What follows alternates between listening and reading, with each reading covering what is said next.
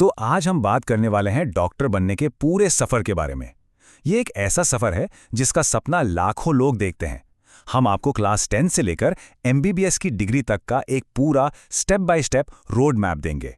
अगर आप डॉक्टर बनना चाहते हैं तो दिमाग में बहुत सारे सवाल आते होंगे, है ना? कहाँ से शुरू करें, कौन सा एग्जाम दें, कितना टाइम लगेगा? ये सब सोचना थोड़ा कंफ्यूजिंग हो सकता है, पर फिक्र मत कीजिए। आज हम इन्हीं सब सवालों के जवाब देंगे और आपको एक बिल्कुल क्लियर रास्ता दिखाएंगे। तो चलिए शुरू करते हैं सबसे पहले और सबसे ज़रूरी कदम से। ये वो फैसला है जो क्लास 10 के ठीक बाद लेना होता है और यहीं से आपके डॉक्टर बनने के सपने की असल नींव रखी जाती है।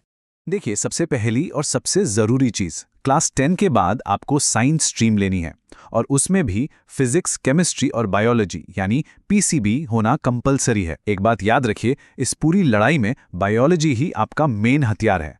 ठीक है, तो आपने सब्जेक्ट्स तो चुन लिए। अब आता है वो बड़ा दरवाज़ा जिसे पार करके ही आप इंडिया के किसी भी मेडिकल कॉलेज में जा सकते हैं। चलिए इस दरवाजे यानी नीट की परीक्षा को जरा ठीक से समझते हैं। नीट यूजी ये इंडिया में मेडिकल की पढ़ाई के लिए इकलौता, जी हां, एकमात्र एंट्रेंस एग्जाम है। इसका मतलब सीधा है, चाहे आपको सरकारी कॉलेज में जाना हो या प्राइवेट में, रास्ता सिर्फ एक ही है और वो है नीट। अब जरा इस पैटर्न पर नजर डालिए। यहां सबसे खास बात क्या है? देखिए, टोटल 720 नंबर में से पूरे 360 नंबर सिर्फ और सिर्फ बायोलॉजी के हैं। मतलब आधा पेपर तो बायोलॉजी है। ये साफ दिखाता है कि इस सब्जेक्ट पर आपकी पकड़ कितनी जबरदस्त होनी चाहिए। और यहां एक बहुत बड़ा ट्विस्ट है, मार्किंग स्कीम। हर सही जवाब पर मिलते हैं +4 मार्क्स, लेकिन एक गलत जवाब और आपका -1 हो जाएगा। इसका मतलब साफ है, तुक्का मारने की गुंजाइश यहां बिल्कुल भी नहीं है। एक्यूरेसी ही सब कुछ है। अब बात करते हैं कि कौन कौन ये एग्जाम दे सकता है। देखिए, कुछ सिंपल सी शर्तें हैं। आपकी उम्र कम से कम 17 साल होनी चाहिए और आपने 12वीं क्लास पीसीबी से पास की हो। और सबसे बड़ी बात, सुप्रीम कोर्ट ने अब कोई अपर एज लिमिट हटा दी है। मतलब अगर आप में हिम्मत है तो आप कई बार कोशिश कर सकते हैं। अच्छा, एग्जाम का पैटर्न समझ लिया, पर असली खेल तो मार्क्स लाने का है ना? अब बात करते हैं कट ऑफ की, जो असल में यह तय करता है कि आप डॉक्टर बनेंगे या नहीं। ये इस खेल का सबसे जरूरी हिस्सा है। तो वो मैजिक नंबर क्या है? ये रहा, -600+। अगर आप जनरल कैटेगरी से हैं और एक अच्छी सरकारी मेडिकल सीट चाहते हैं तो 720 में से 600 से ऊपर का स्कोर आपको टारगेट करना ही पड़ेगा। यही वो स्कोर है जो आपको कम फीस और बेहतरीन पढ़ाई वाले कॉलेज का दरवाजा खोल कर देगा। यहाँ एक बहुत बड़ी गलतफहमी है जिसे दूर करना बहुत जरूरी है। लोग सोचते हैं कि नीट क्वालिफाई कर लिया तो सीट मिल गई। नहीं, क्वालिफाई करने का मतलब सिर्फ इतना है कि आप काउंसलिंग में हिस्सा ले सकते हैं। सीट तो तब मिलेगी जब आप मेरिट लिस्ट में हजारों लाखों बच्चों से आगे निकलेंगे। और कंपटीशन कितना तगड़ा है, इसका अंदाजा आप इस स्लाइड से लगाइए। हर साल लगभग 20 लाख स्टूडेंट्स ये एग्जाम देते हैं और एमबीबीएस की सीटें हैं सिर्फ 1 लाख के आसपास। मतलब सोचिए, एक एक सीट के लिए कितनी जबरदस्त मारामारी है। जब कंपटीशन इतना ज्यादा हो तो तैयारी कैसे करें, ये सवाल सबके मन में आता है।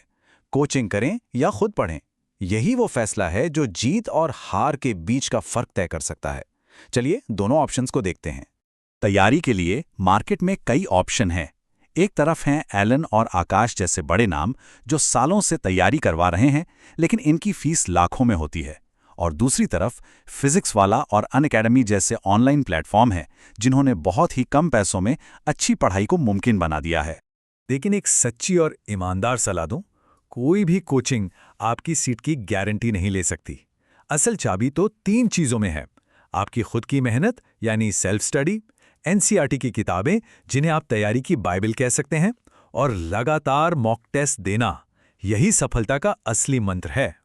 हमने तैयारी की बात की, एग्जाम की बात की, लेकिन ये सफर है कितना लंबा, ये जानना बहुत जरूरी है कि ये कोई 100 मीटर की रेस नहीं है, ये एक मैराथन है। तो चलिए देखते हैं कि इसमें असल में कितना वक्त लगता है। तो देखिए, क्लास 10 के बाद 2 साल गए 11वीं 12वीं और तैयारी में। फिर नीट क्रैक करने में 1, 2 या 3 साल भी लग सकते हैं। और जब सीट मिल गई तो 5.5 साल की एमबीबीएस की डिग्री, जिसमें 4.5 साल की पढ़ाई और 1 साल की कंपलसरी इंटर्नशिप होती है। मतलब कुल मिलाकर ये 8 से 11 साल का लंबा कमिटमेंट है। तो ये थी कहानी एमबीबीएस की सीट पाने तक की। लेकिन सफर यहाँ खत्म नहीं होता। असल में तो असली कहानी यहीं से शुरू होती है। तो इस पहले हिस्से में हमने क्लास 10 से लेकर एमबीबीएस में एडमिशन तक का पूरा रास्ता देखा।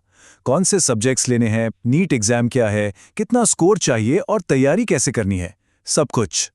लेकिन एमबीबीएस के बाद क्या? स्पेशलिस्ट डॉक्टर कैसे बनते हैं? ये एमडी और एमएस क्या होता है?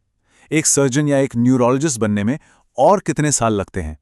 इन सारे सवालों के जवाब मिलेंगे आपको हमारे अगले विश्लेषण में, तो बने रहिएगा।